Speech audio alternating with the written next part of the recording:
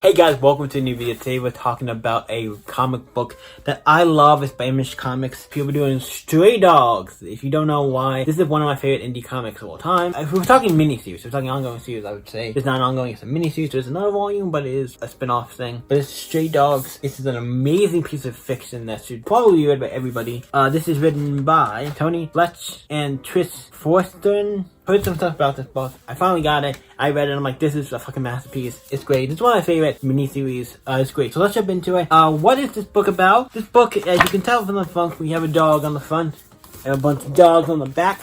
And the dogs in this book, it's about dogs. So it's about dogs. And all the dogs, the way with the art, I like the art, because the way the dogs are drawn gives it that, this first picture on here will show you good. If you look at all the dogs here, it has a very much, they all look like they're from like an animated kids movie, like my dog movie, like 101 Dalmatians, Lady and the Tramp, All Dogs Go to Heaven, like those classic, like animated movies with dogs. They kind of have that feel. Some of them look like they're straight out of some of those movies, and it's great, and all the art, it definitely is great. Let's jump into Stray Dogs. So Stray Dogs, obviously, is about there's these bunch of dogs living at this house, and then obviously a van pulls up, and the owner comes in with a new dog, and they're like, oh, new dog, okay, cool. Also, the dogs can't talk, but only we can understand them, like humans and anybody else can't understand them. They can talk, dogs can talk, but only to themselves. Like, we can see the speech bubbles and everything what they're saying, but obviously humans can't understand, but we can't, just for the story purposes. So it starts off with the dogs here, and they are obviously bringing in the new pup and talking to her and being like, hey, getting acquainted with everything, telling them what everything is, and da-da-da. There's a lot of names, because there's a lot of dogs, so if I'm not going to probably use all the names unless I see the names. But they go around and show them around the house, right? Show them around the house, the backyard, everything, and then we randomly get to the point that the new dog is like, yeah, this is a new experience, but she's kind of sad and stuff. She knows, she has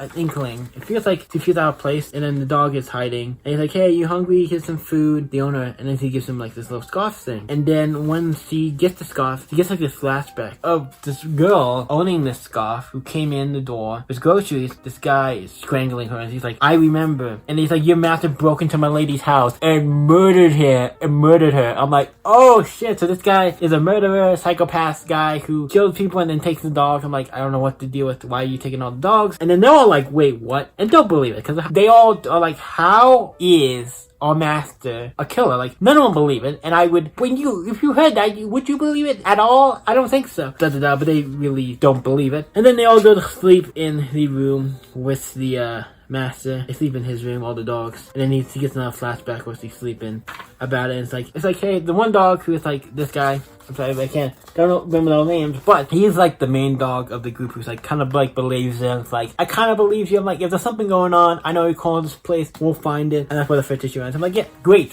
Solid first issue. Starts off the story, does everything you need to do, sets it up, everything perfectly for like a mini. It's like a perfect, I think like a perfect first issue. Does everything you need to know, gets you hooked, gives you that juice you need, and gets you hooked on this story. That I will be probably spoiling this book, so like keep that in mind. We will be going into the entirety of this. But it goes on to the next thing. The dog gets up, the one who's helping her, and scratches at the door to say, hey, to go outside and everything. And then he comes back and brings the scarf. He gets a little bit of a thing for it, brings back the scarf, and they're all eating food and everything, and then he goes off, and then they go check his room. He has a room where it has a bunch of like women's clothes and stuff, like women's clothes and all kinds of stuff. And like, oh, okay, what's the deal with all that? It's weird. And then he also has this giant like statue thing here, just like, I don't know, what's that, like, what's the thing, I'm gonna say werewolf, but not werewolf, coyote, wolverine, something like one of those things. It's weird, or maybe it could be just a dog, I don't know. And then, she's digging through a box, he hides in the box, the owner comes back and finds the dog, and like, bad dog, you're not supposed to be in this room, so takes him out. She's trapped in there, and she's hiding in the closet, and then obviously the guy's in there later, and he has to wait for her to leave. She can get out, or anything, but the other dogs stop barking and everything, and they make a mess, and then we see Rusty. Okay, Rusty is the main dog. Rusty's the main dog. We got something to sing. So he broke and crashed. They go outside. He's gonna get punished. And it's like, uh-oh, what's in the back shed? They go out to see him because he's in the back shed. And they're like, oh, what's going on? And this is a big dog who always sits in the corner. It's like really big. It's like, I feel like he knows something. But yeah, so they go out to look for him. And he's there. And he looks like maybe his paw is hurt. Like his paw is hurt. Like his paw is definitely like, his one paw is like always seems like it's up. Like it got hurt. Like it got hurt. And then the girl, the one dog, the new dog in the beginning, finds like, hey, found this picture of this girl, and she's like, and this other dog's like, I remember her. That's my lady. It's like, oh shit, what's going on? And that's where chapter 2 ends. It's like, yep, we're getting more of it, because like somebody else remembers now. So it's like more of the dogs are starting to remember, and then we get to see in the next chapter 3 of this fucking amazing story, they are trying to figure out like what's going on. More of them are trying to remember. And they find this thing under the porch, area under the porch. They go under there and they find all these things, like these big humps of things, and they start trying to start digging it out and everything. But they go in there, they hide. They look like they're in one of the in this grave thing in the back. They're all hiding back there and keeping quiet because obviously the owner comes back and the gate things open under the porch where there's a little crawlaway space, and it's like, yeah, it's stuff buried there, but what is it? He leaves and like shuts it up, and then they obviously eventually, and then they all get out and they're dirty. It's like, yeah, like we found stuff. We think we found under the porch a pile of dirt. We found graves. It's like the one girl's like, we found graves. Like, yeah, she's murdering people. We found the graves. Spoilers are like, I don't know if it's spoilers or not. Like, we're doing not spoiler reviews, so I guess it doesn't matter. They all graves. So those are where he's hiding the bodies. I'm like, this is a crazy book. Pushing dogs and trying to stuff. They find this other little thing, and this other person remembers it's from her owner, who was a firefighter, and obviously he goes and kills her. So somehow he's doing something to the dogs, and they tried to do like, I think they tried to call like 911 or something to get help at some point, but they're just dogs barking, so nobody's gonna be like, yeah, what the hell's going on? Because they don't know. Because obviously the dogs are talking on the phone. They call 911 to try to get help, but then it's like, uh-oh. Owner comes like, hey, the dogs are on the phone barking, and we find out that the one like Basset Hound one, or whatever this one is, I want to say he's like a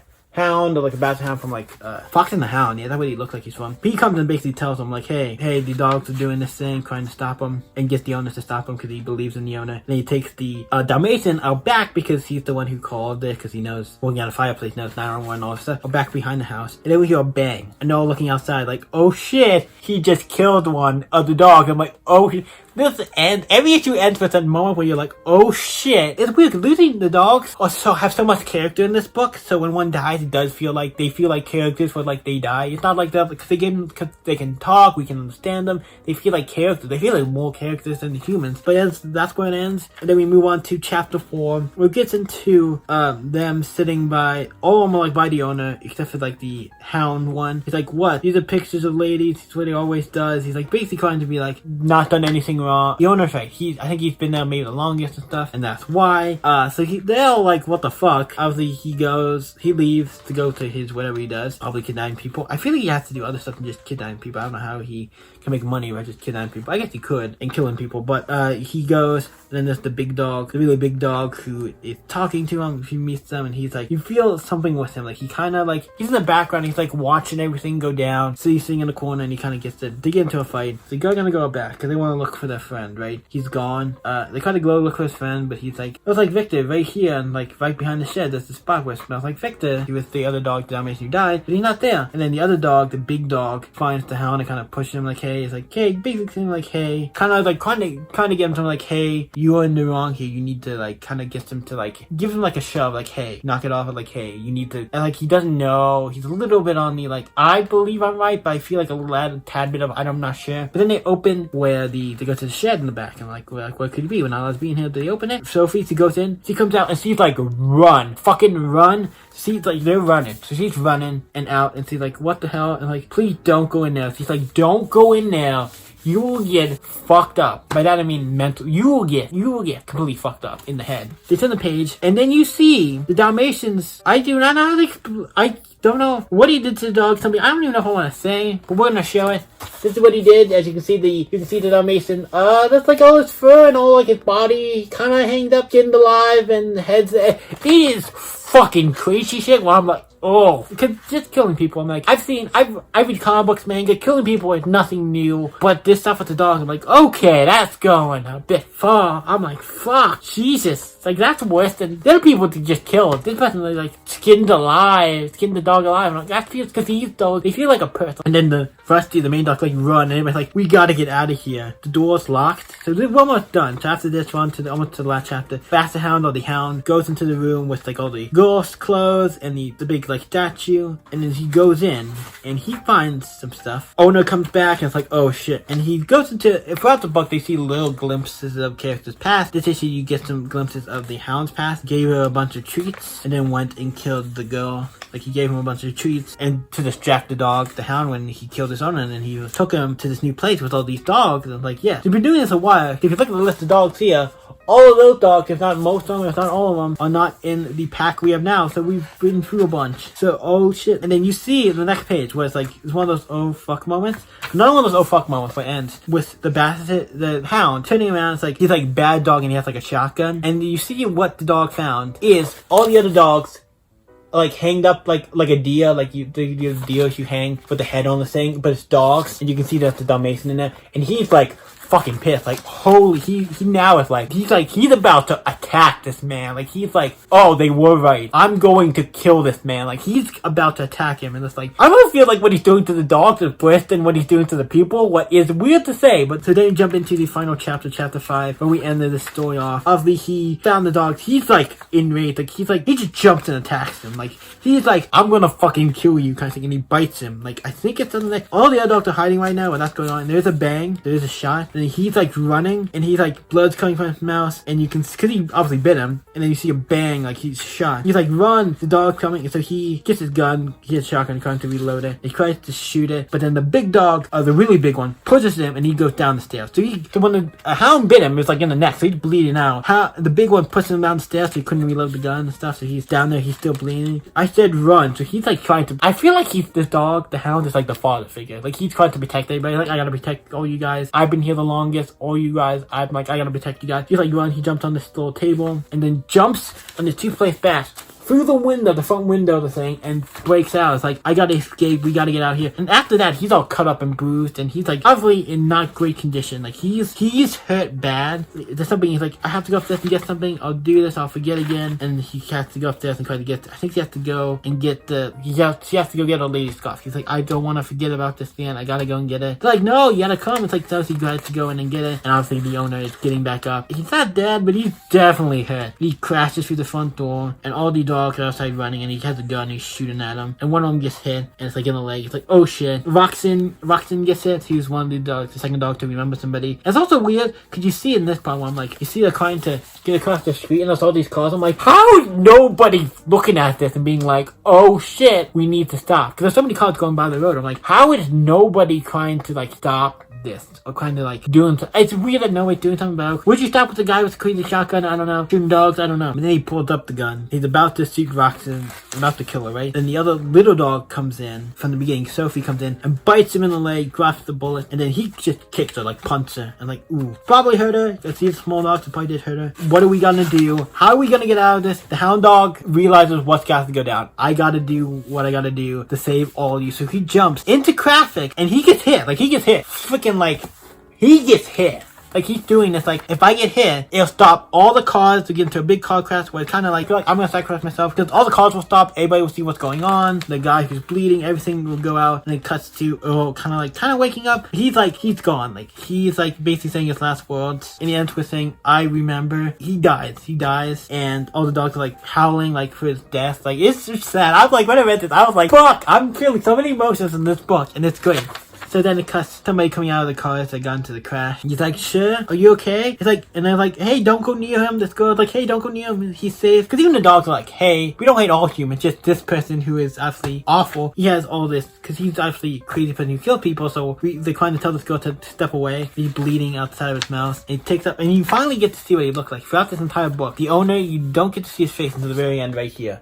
Until the last issue, you see actually get to see his face. So I'm like, oh shit. He looks like, he looks like an average guy. And that's and he falls to the ground dead. And then obviously the cops eventually come and help everybody who was in the wreck and everything. And the dog and everything and stuff. But then obviously the dogs are barking, trying to be like, then a police dog comes and they tell the police dog everything about, like, hey, there's bodies, people are being on the porch, all this stuff. Because the police dog can talk to them and they kind of get an understanding. And they're kind of like, okay, I know what to, he can tell the police dog where everything is. And then he can go find it, and obviously since he's a police dog, the cops kind of having like, okay, you know what you're looking for kind of thing. And then he's like, okay, back behind the porch, yeah, in the backyard. Like, he's like, wait, are you guys okay? It's like, hey, Sheriff, better come take a look at this. And they found they found all the bodies and all this stuff. It's crazy because it ends in a way with like, yeah, are we okay? You guys should not be okay. I know your dog. You should not be okay. You lost a person who you would probably consider a friend, who saved you all in the end, and it's great. And then it cuts to just him in the Sophie in the park with, I believe, a new owner. She gets rescued. cute it seems like, since he went to like a foster thing and a new family picked her up and, you know, took care of her. And then the other dog here at the end looks like it's Rusty as well. So I think that's cool. And now if anybody, I feel like these dogs should go back to if they were owned by a certain person, like a family member, or by the person, they should go to somebody else in the family, because they technically, I think, have the right to these dogs. If they were owned by these people, they should go back to the family, but I don't know how that works. But he has a new family and everything is great. And it's with her like being like, kind of like, yeah, she remembers this other dog. I feel like, I don't know what the deal is with them, the remembering thing. It may be just dogs, they have a forgetful thing. It may be just the dogs, like after a while they forget somebody or forget things, so their memory is different than